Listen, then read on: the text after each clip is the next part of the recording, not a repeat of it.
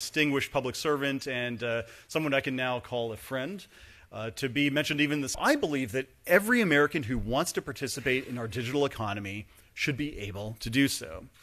Access to digital opportunity should not depend on who you are, where you live, what you look like, or where you're from. Inauguration, and I said, well, don't ask me. Go to the FCC website and read the... So too, as we go about eliminating a rule here and a rule there, we will end up substantially adjusting our rules to match the realities of the modern marketplace. And that is something that is good for consumers and good for companies alike. That process. First of all, the process at the FCC. We're guided, of course, by the decisions that the courts have made. And so I think it's important to remember, number one, that the Supreme Court in 2005 explicitly blessed the path that we have proposed to take.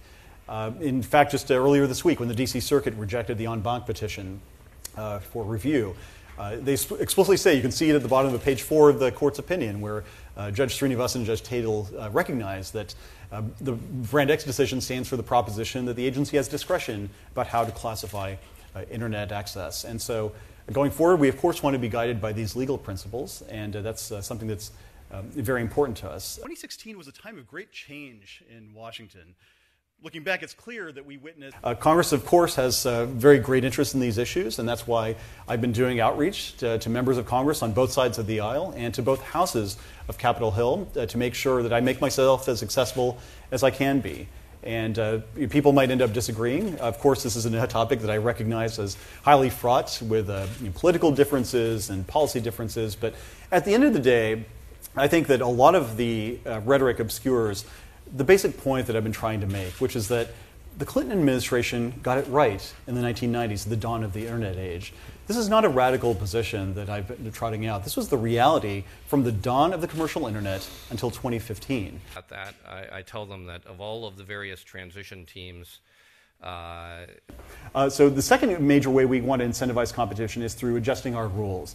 And here I'm really excited in particular about the impact of small wireless and wired broadband competitors. On the wireless side, for instance, I've consistently said that one of the reasons I believe so much in 5 gigahertz spectrum is that could be used by fixed wireless providers to be a competitive alternative to the wired brethren. And so if we were able, for instance, to get 5 gigahertz spectrum that is, involves very wide channels, then they can supply very high speeds to competitors that would be essentially comparable, hopefully, to the fixed broadband networks. Conversation here for just a couple of minutes, and then we'll turn the floor open to questions.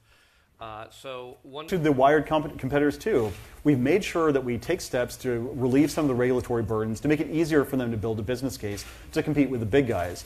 So, for example, the creation of the Broadband Deployment Advisory Committee, the BDAC, they're targeting ways to make it easier for these smaller competitors to gain access to poles, to make it cheaper for them to attach equipment to poles, for them to be able to get access to the conduit that's in the ground, for them to get quicker state and local approval for some of these deployments. I mean, if you think about it, these regulatory barriers, they affect everybody who wants to be an ISP, but especially the smaller competitors. And appreciate it. It's fun. That's great. What a great forum, too. I love this place.